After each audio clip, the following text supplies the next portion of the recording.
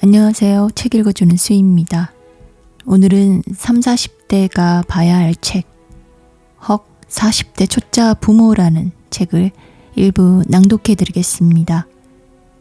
이 책은 고령 임신과 출산을 다룬 맞춤형 콘텐츠라고 볼 수 있습니다. 저자의 경험을 바탕으로 시작해서 팟캐스트를 진행하면서 아내의 입장에서 또는 남편의 입장에서 바라보는 생각들을 일부 재구성한 에피소드입니다. 본인 살기도 바쁜 요즘 시대, 결혼은 물론 임신 출산이 꼭 필요한가라는 의문을 어쩜 이 책의 이야기를 통해 풀어주지 않을까 싶습니다. 임신 출산에 대한 무관심이 얼마나 무지한가를 알려주는 차별화된 이야기, 지금부터 들어가 보겠습니다.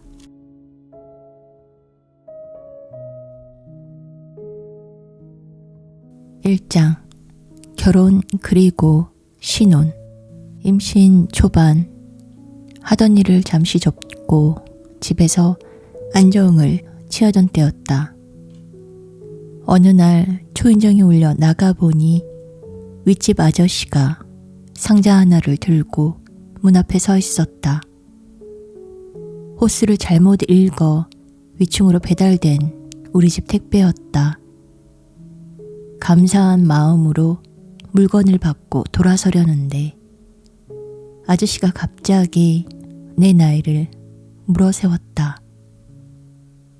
42이라고 대답하자 역시 하는 표정으로 하는 말이 얼마 전 당신 친구들에게 내 이야기를 했단다. 아랫집 여자가 40대 초반인 것 같은데 임신을 했다고, 정말 대단하지 않느냐고 그러면서 나에게 덕담이랍시고 툭 한마디를 던졌다. 손자 키우는 셈 치면서 재미있게 살아요. 손자라니 참나. 여성의 학력과 경제력이 증가하고 초혼 연령이 계속 높아지는 요즘 세상에 쉰동이라면 몰라도 40동이쯤은 흔한 일이 되었다는 걸 모르시나? 입맛이 썼지만 어쨌거나 내가 의학적으로 고령 산모라는 것은 부정할 수 없는 사실이었다. 어쩌다 보니 결혼이 늦었다. 나는 왜 고령 산모가 되었나? 무엇보다 결혼이 늦었기 때문이다. 그럼 결혼은 왜 늦었나? 사실 딱히 이렇다 할 이유는 없다. 20대 중반부터 30대 초반, 이른바 결혼 정년기에는 결혼하고 싶은 운명의 상대가 없었다. 대단히 눈이 높고 까다로웠던 것도 독신주의를 주장할 만큼 확고한 가치관이 있었던 것도 아니었는데 말이다. 그저 열심히 살았고 그러는 사이 세월이 흘렀을 뿐이다. 굳이 원인을 찾자면 결혼에 대한 환상이 없었다고나 할까? 두 사람이 알콩달콩 만드는 장밋빛 미래 같은 건 철없을 적에도 꿈꿔보지 않았다. 일도 바빴고 혼자만의 생활도 재미있었다. 가끔씩 하는 연애는 즐거운 활력이 되었다. 그런 와중에 일찍 결혼한 친구들의 애환을 들을라치면 막연한 두려움이 밀려왔다. 과연 내가 직장인으로, 아내로, 며느리로, 딸로, 엄마로, 그리고 나 자신으로 살아갈 수 있을까? 이 모든 걸 척척 해내는 슈퍼우먼이 될 수 있을까? 지금의 안정적인 생활 대신 굳이 어려운 길을 선택할 필요가 있을까? 나에게 결혼은 받긴 받아야겠는데 가능한 한 미루고 싶은 산부인과 진료와 같았다. 그렇게 어영부영 30이 되었다. 해가 지날수록 싱글로 살아가는 게 점점 어려워졌다. 그중 가장 괴로웠던 것은 관연한 딸을 바라보는 부모님의 걱정 어린 시선이었다.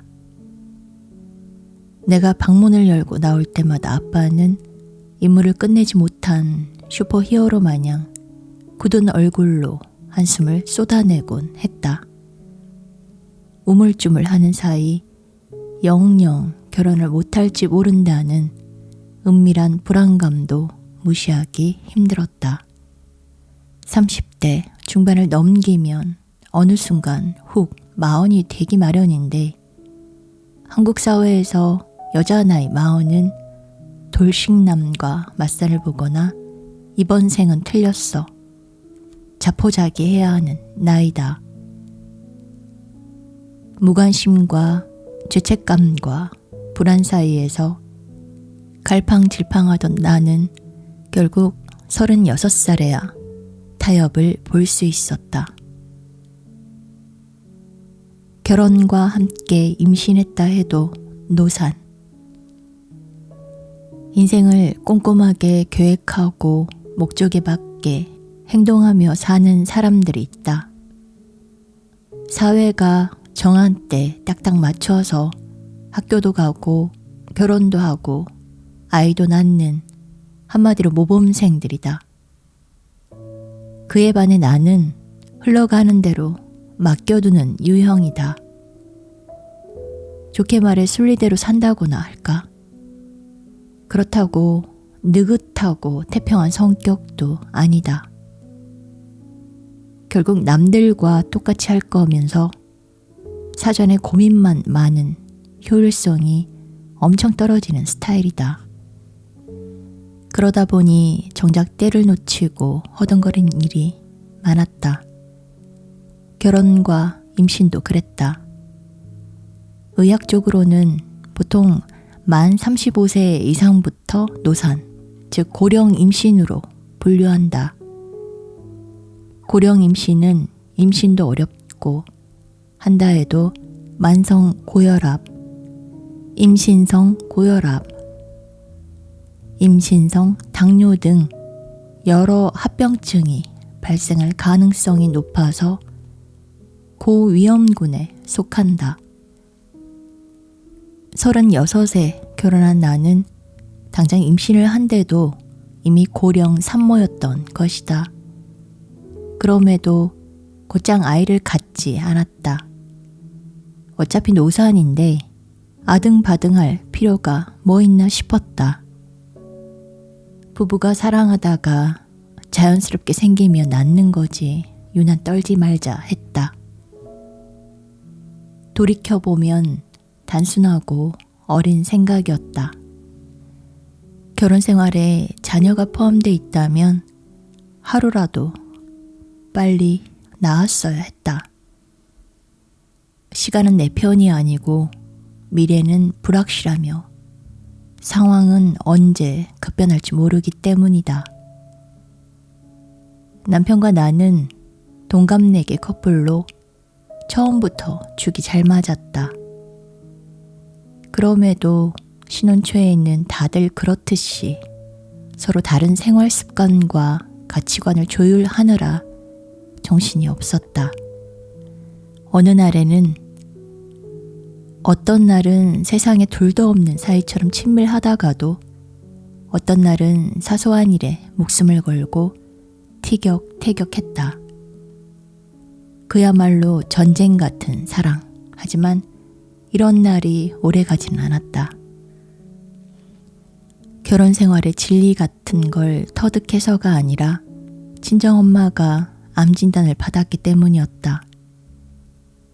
대장암 3기, 하늘이 무너지는 것 같다는 표현은 결코 과장이 아니었다. 나는 엄마를 치유하기 위해 최선을 다했다. 남동생 둘이 멀리 사는 까닭에 1년 동안 혼자 병원에서 출퇴근하며 보살폈다. 덕분에 엄마의 건강은 좋아졌지만 정작 내 몸 상태가 말이 아니었다. 만신창이가 된 몸을 회복하는데 다시 1년. 폭풍처럼 휘몰아친 사건 사고를 수습하고 나니 어느덧 신혼은 끝나 있었고 결혼 생활은 4년 차에 접어들었으며 오지랖 넓은 사람들이 하나둘 당연한 듯 물어오기 시작했다. 그래서 애는 언제 나올 거니? 혹시 둘 중에 누가 어디에 문제 있는 거니?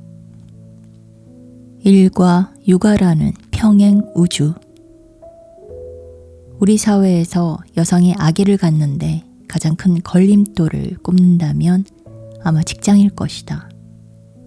얼마 전 임신한 여성을 해고해서 뉴스 사회면을 뜨겁게 달군 모 주류 회사는 매우 극단적인 경우지만 실제로 많은 회사들이 임신한 여성을 달가워하지 않는다. 힘든 일을 시킬 수 없어 마음에 안 든다는 티를 노골적으로 내는가 하면 다른 사람에게 제의를 미루고 팀워크를 해친다면서 불만을 토로하기도 한다. 솔직히 나도 싱글 때는 출산, 휴가니, 육아, 휴직이니 하는 이들을 보면서 도대체 회사를 다니겠다는 거야, 말겠다는 거야 라며 툴툴대곤 했다. 이런 분위기에서 출산, 육아, 유급 휴가는 고사하고 무급 휴가도 언감생심이다. 호의적이지 않기로는 사회도 만만치 않다. 저출산이 문제라면서도 임신한 여성에 대한 배려는 거의 찾아볼 수 없다. 버스와 지하철에 임산부 배려석이 생겼지만 그나마도 잘 지켜지는 것 같지 않다. 자리 양보는 고사하고 출퇴근 시간에 부푼 몸 때문에 눈총이나 받지 않으면 다행이다. 임신한 여성에게는 욕먹는 워킹맘이냐 전업주부냐 양자택일밖에 없는 것이다. 하지만 결혼 전까지 일을 한 여성이라면 전업주부를 선택하기가 쉽지 않다. 특히 만혼 여성은 고생고생하며 쌓은 커리어를 이제와 포기한다는 게 너무 아깝다. 일도 어느 정도 이력이 붙었고 성취감도 높다.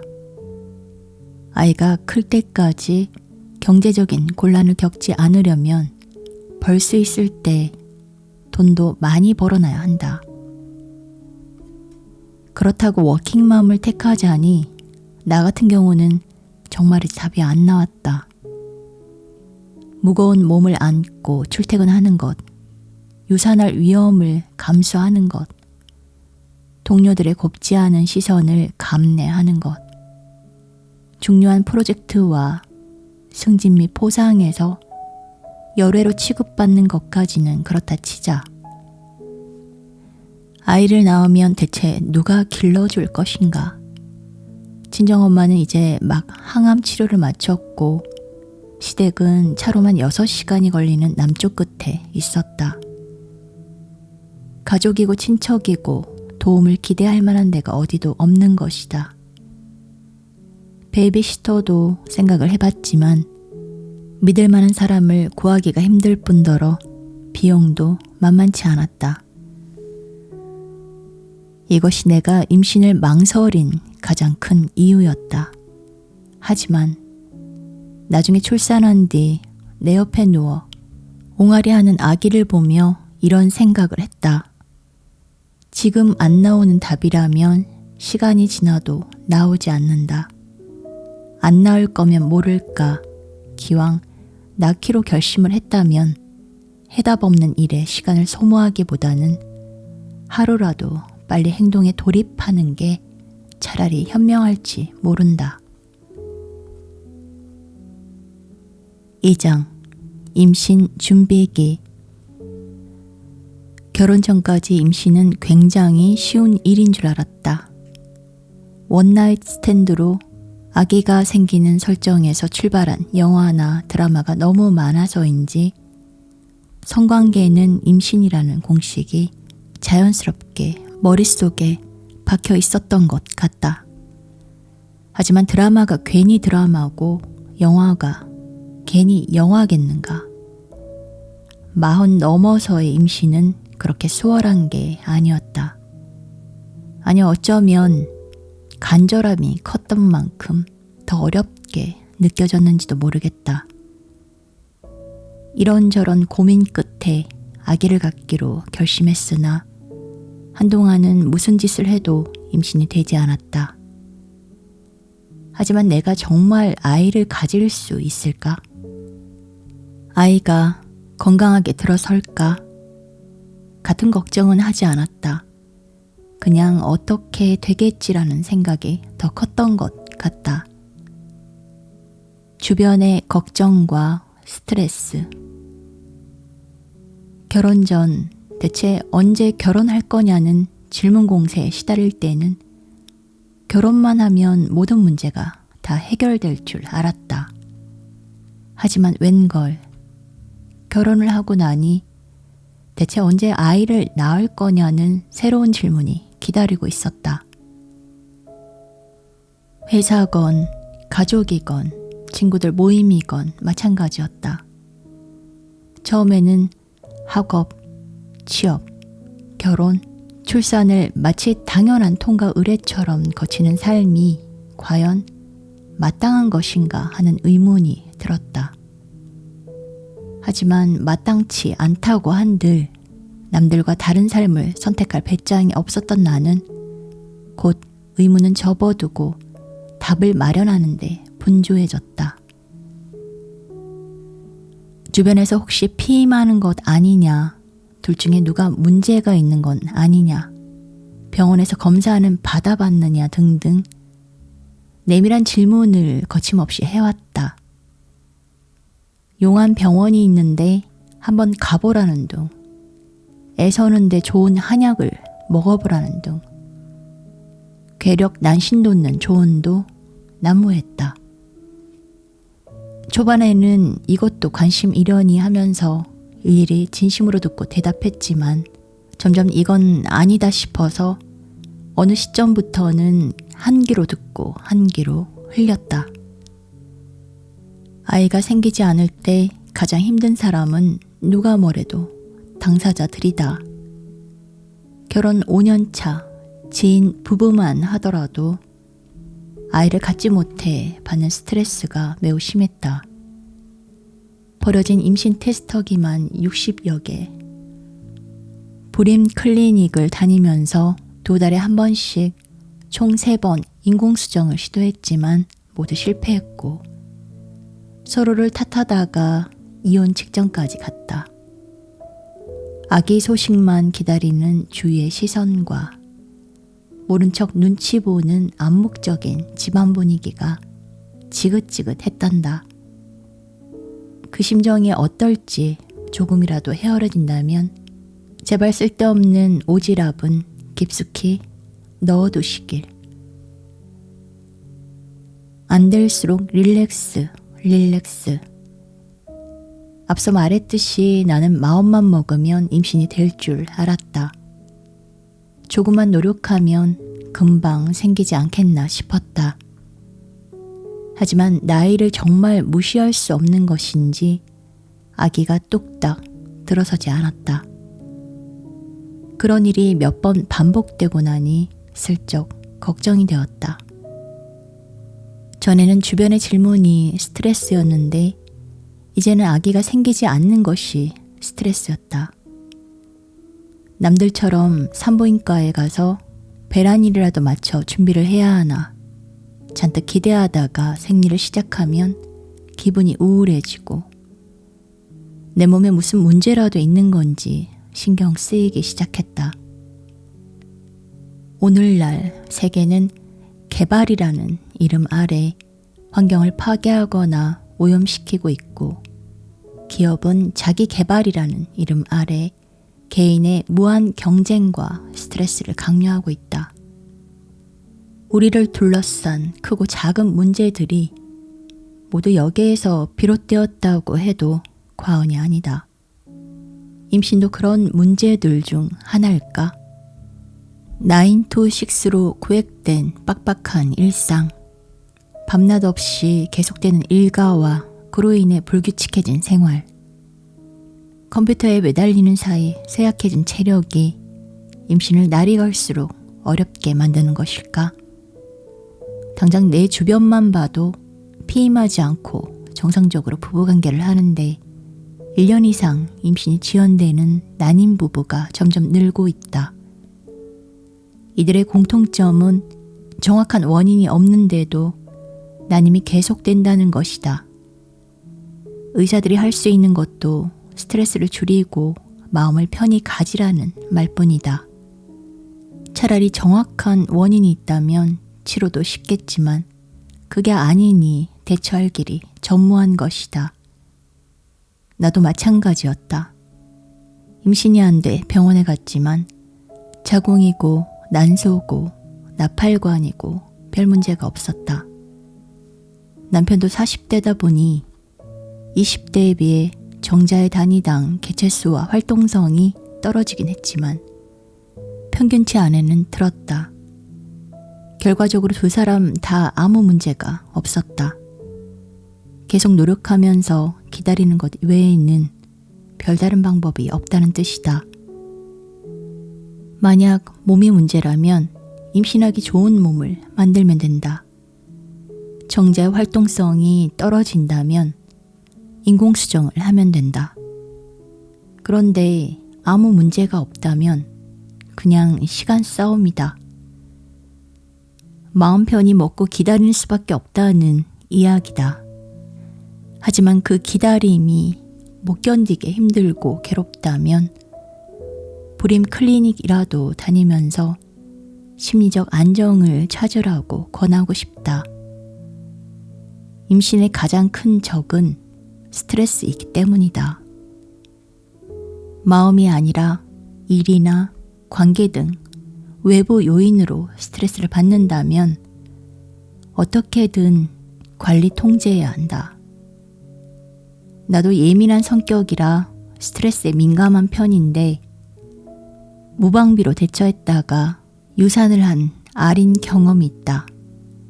이 일은 뒤에서 따로 이야기하겠다. 천성적으로 스트레스를 잘 받지 않는 성격이면 다행이지만 그렇지 않다면 스트레스 상황에 놓이지 않도록 철벽 방어를 해야 한다. 요가, 명상, 컬러링북 칠하기, 수학의 정석 풀기, 뜨개질, 뭐가 됐든 자신만의 방법으로 느긋하고 편한 마음을 갖도록 하자. 예비 엄마의 몸 만들기. 일반적으로 고령 산모는 체력이 많이 떨어지기 때문에 건강에 각별히 신경을 써야 한다. 나 같은 경우 결혼 전에는 이런저런 운동을 많이 했다. 하지만 결혼 후에는 일하랴 살림하랴 정신이 없었고 여러 상황이 겹치면서 운동을 전혀 할 수 없게 되었다. 그렇게 한번 늘어진 생활 습관을 되돌리기란 여간 어려운 일이 아니었다. 쉬는 날에도 집에 누워있을 뿐 밖에 나가 뭔가 해야겠다는 생각조차 들지 않았다. 그러나 아기를 갖기로 마음먹은 이상 달라져야 했다. 체력도 체력이지만 나이가 들수록 자궁벽이 굳어 단단해지기 때문에 착상도 어려워진다. 따라서 자신에 맞은 운동으로 몸과 마음을 부드럽고 따뜻하게 관리해야 한다. 애 낳으려고 결혼한 것도 아닌데 꼭 그렇게까지 해야 하나? 불만이 있을 수도 있다. 이해한다. 나도 그랬다. 그러나 노산을 경험하고서 생각이 달라졌다. 결혼하고 좋은 몸을 만드는 것은 아이를 위해 꼭 필요한 일이다. 동시에 나를 위해서도 꼭 필요한 일이다. 안정적으로 임신하고 편안하게 아이를 낳고 빨리 회복해서 일이건 육아건 현장으로 복귀하려면 무엇보다 내 몸과 마음이 건강해야 한다. 아빠도 예외가 아니다. 예전에는 아이에 대한 책임과 의무가 모두 엄마에게만 부담되었다. 아이가 안 생겨도 엄마 탓, 아이가 건강하지 않아도 엄마 탓이었다. 태교는 전적으로 엄마의 몫이었다. 아이는 엄마 머리를 담는다는 둥, 노산일수록 IQ가 떨어진다는 둥의 유언비어는 나 같은 고령 산모의 마음을 무겁게 짓눌렀다. 하지만 불임의 40%가 남성에게 원인이 있고 아이는 부모의 염색체를 절반씩 이어받는다는 게 오늘날의 통설이었다. 아이는 부모의 공동 책임이라는 뜻이다. 따라서 여성만큼이나 남성들도 몸 관리에 힘써야 한다. 남녀 모두 금주와 금연에 돌입하고 요가든 헬스든 등록해 꾸준히 운동하고 정크푸드는 멀리해야 한다. 몸안 독소를 빼내기 위해서지만 임신 후에도 태아의 두뇌 발달과 성장에 치명적인 영향을 준다. 특히 담배는 여성의 배란과 생리불순을 유발하고 남성의 정자 활동성을 크게 저해하는 요인이 되니 반드시 끊어야 한다. 탄산음료와 커피, 홍차 같은 카페인 음료도 되도록 끊는 게 좋다. 도저히 포기할 수 없다면 줄이기라도 하자. 남성은 꼭 끼는 속옷과 사우나, 온탕 목욕을 피해야 한다. 정자의 우량성을 떨어뜨린다. 여성은 특히 고령 산모는 엽산을 꼭 챙겨 먹어야 한다. 왜 임산부는 엽산을 먹어야 할까? 나이가 많을수록 자연 유산의 빈도와 기형아 출산 확률이 높아진다고들 하는데 엽산이 이를 방지해준다. 나는 임신 전부터 병원에서 관리를 받으면서 애를 만들었으므로 당연히 엽산을 지속적으로 처방받았고 노산이라는 이유로 임신한 이후에도 한동안 먹었다. 일단 임신할 가능성이 있으면 엽산부터 먹는 것도 심신의 안정을 취하는 데 도움이 될 것 같다. 잊어버리기 쉬우니까 아침에 일어나자마자 먹거나 자기 전 먹는 습관을 들이는 게 좋다.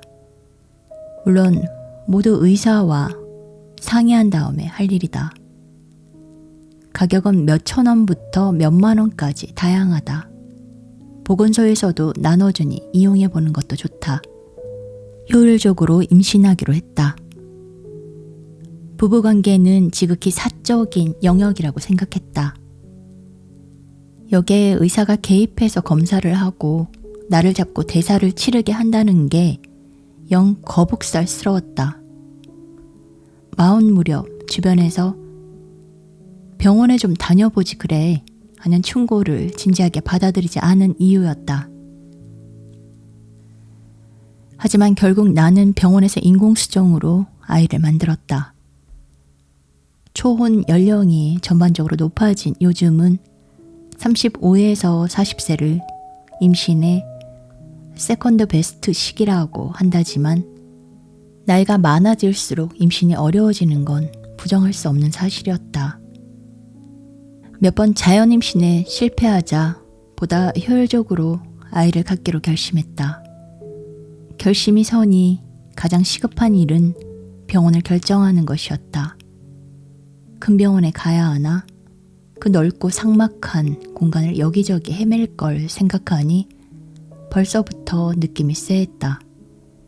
그래서 처음에는 동네 병원에서 진료를 받고 이제 막 계획 임신에 성공한 선배에게 조언을 구했다. 선배는 대번에 자기가 다닌 병원을 추천해 주었다. 이 바닥에서 나름 유명하고 정부 산하라서 비용도 저렴한 병원이었다. 곧장 병원에 찾아갔다. 다짜고짜 들이닥친 병원이니 아는 의사가 있을 리 만무했다. 병원에서 알아서 의사를 배정해 주었다. 결국 그곳에서 아기가 생기기는 했다. 그런데 10주 만에 유산했다. 이후 다시는 그 병원에 가지 않았다. 너무 멀어 다니기 힘들기도 했고 아픈 기억이 있는 곳에 두 번 발걸음하고 싶지가 않았다. 결국 동네 병원과 계류유산 수술로 찾아간 병원까지 모두 4곳을 옮겨 다녔다. 결정과 판단을 하는데 도움받을 사람이 없었고 정보도 많지 않았기 때문이었다.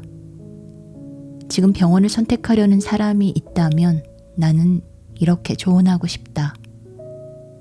첫째, 제대로 검사를 받고 싶다면 동네 병원에서 시간을 낭비하지 말라. 물론 동네 병원만의 장점이 있다.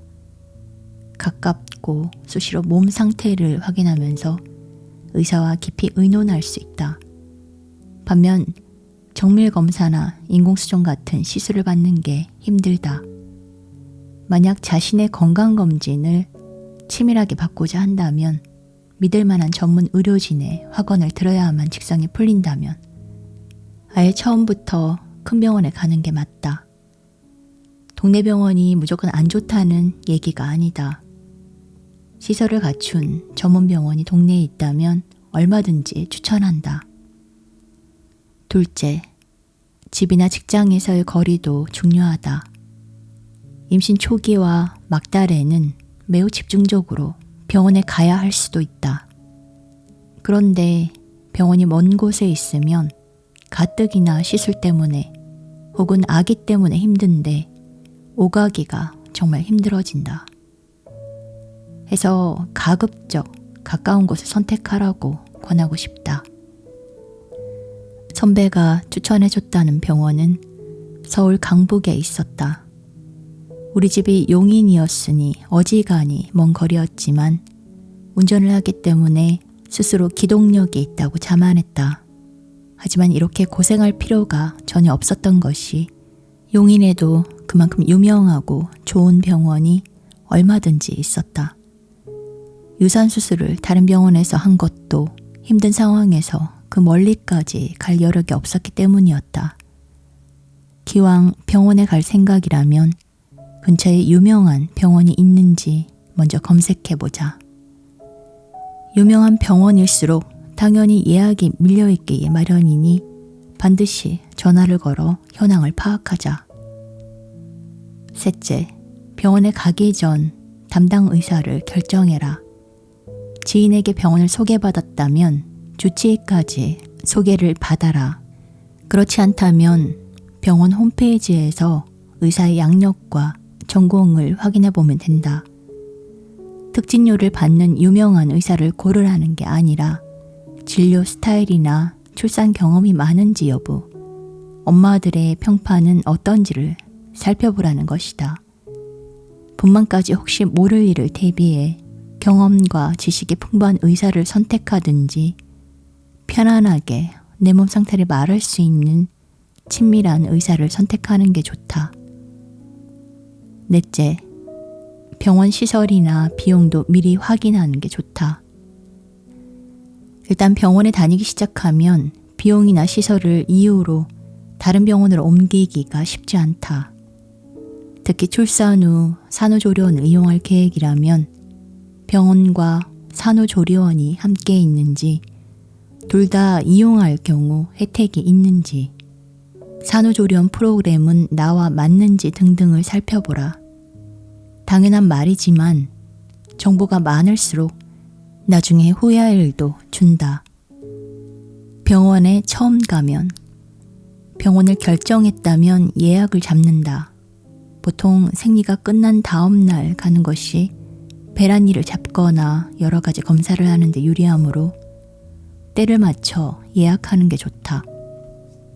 생리 후 열흘이 지나면 배란이 진행되기 때문에 임신 가능성이 생긴다. 따라서 그 전에 엑스레이를 찍는 등 검사를 마치는 게 안전하다. 병원에서 자세하게 안내해 주니 따라서 하면 된다. 병원에 가면 간단히 문진을 하고 곧바로 검사에 들어간다. 혹시 어떤 원인이 있어서 임신이 안 되는 건가 파악하기 위해서다. 자궁 경부암 검사, 소변 검사, 빈혈, 혈액형, 갑상선 검사 등을 기본으로 하고 피검사를 통해 호르몬 이상 여부와 풍진과 B형 간염 항체가 있는지 여부를 진단한다. 항체가 없으면 주사를 맞고 항체가 생성될 때까지 피임을 하며 기다린다. 풍진은 3개월, B형 간염은 6개월이 걸린다. 항체 없이 임신을 하게 되면 자칫 유산이나 태아기형이 생길 수 있다. 때에 따라 나팔관 조영술을 권유받기도 한다. 나팔관 조영술은 자궁 양쪽에 하나씩 있는 나팔관이 막혀 있지 않은지, 자궁 내 유착은 없는지 등을 확인하는 작업으로 막혀 있으면 그쪽에서 배란이 안 되고 그만큼 임신이 힘들어지기 때문에 난임의 원인이 될 수 있다. 이쯤에서 내 경험을 들려주겠다. 처음 병원 갔을 때 검사 결과 풍진 항체가 없었다. 난감했다. 한시가 급한 마당에 3개월을 마냥 허비할 수가 없었다. 담당 의사도 사정을 너무 잘 알기에 선뜻 주사 맞자는 말을 못 꺼냈다. 최근 10수년간 국내에서 풍진이 발병한 일은 거의 없다. 하지만 사람 일은 모르는 것이고 의학적 매뉴얼은 괜히 있는 게 아니다. 어떻게 하실래요? 글쎄요, 전 잘 모르겠는데요. 선생님, 어떻게 하면 좋을까요? 햄릿의 준하는 기로에 서서 우리는 서로에게 결정을 떠밀었다.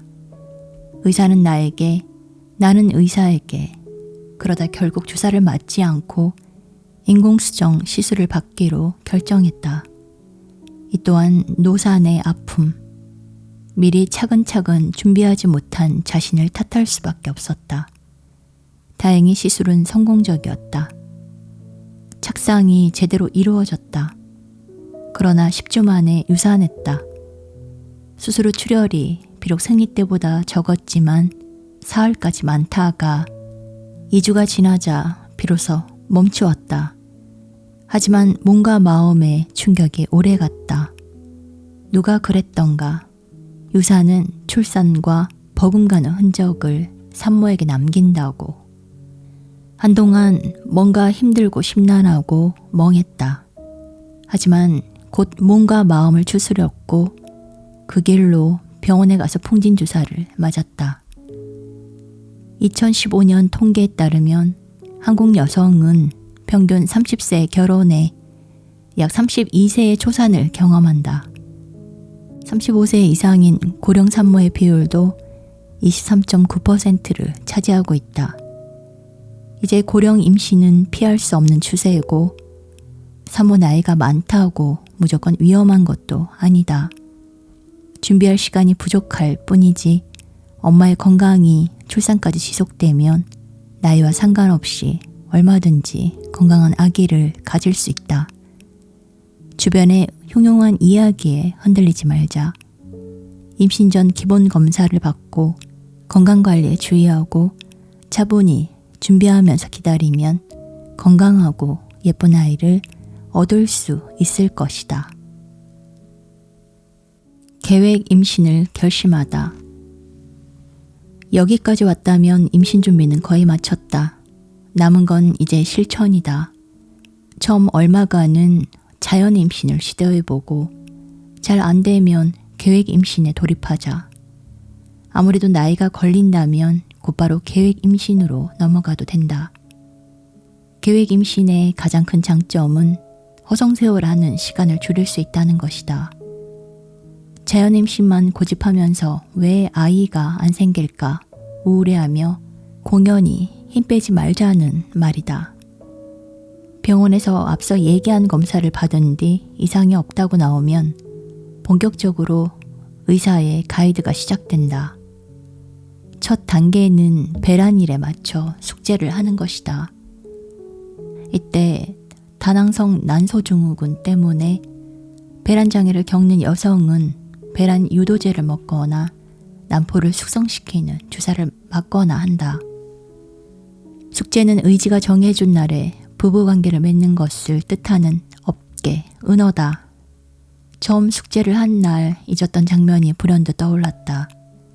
1999년이었으나 영화 은행나무 침대가 개봉했다.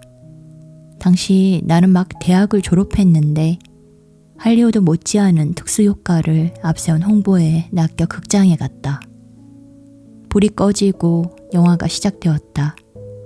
미술을 전공한 대학 강사 한석규와 외과의사 심혜진이 한낮에 다급히 일터에서 나와 어느 화실에서 만나더니 부랴부랴 옷을 벗고 섹스를 했다. 그때는 대체 뭔 일인가 싶었는데 같은 상황에 처하고 나서야 비로소 이해가 되었다. 난임 부부라 숙제는 해야겠는데 시간은 없고 해서 일과 시간에 어떻게든 짬을 낸 것이다. 극중에서 두 사람은 제법 많은 실패를 경험했던 것 같다.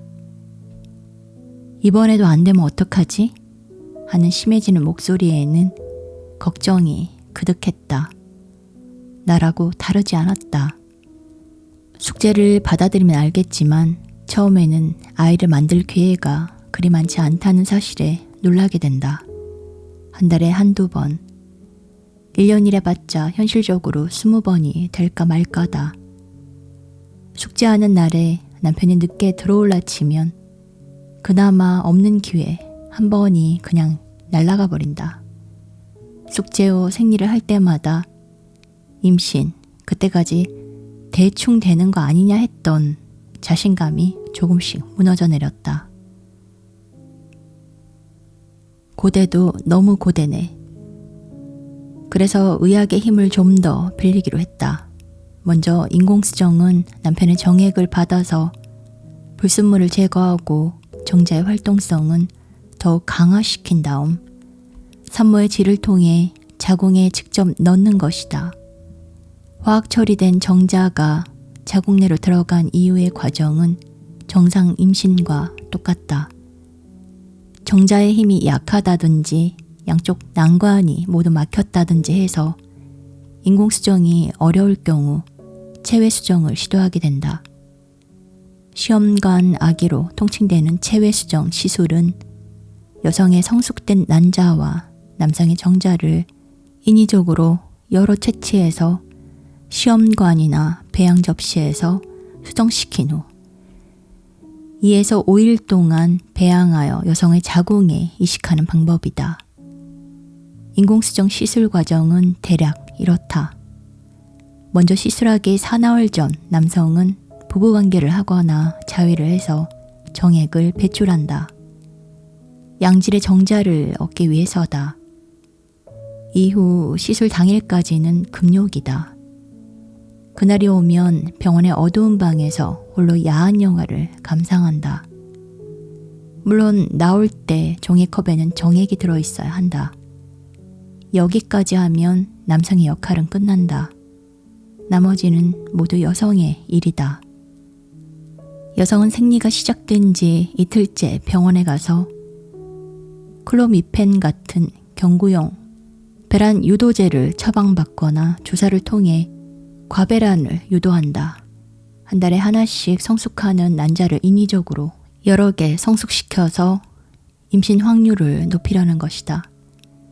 그런 다음 배란일에 병원에 가서 미리 받아놓은 정액을 주입하면 된다.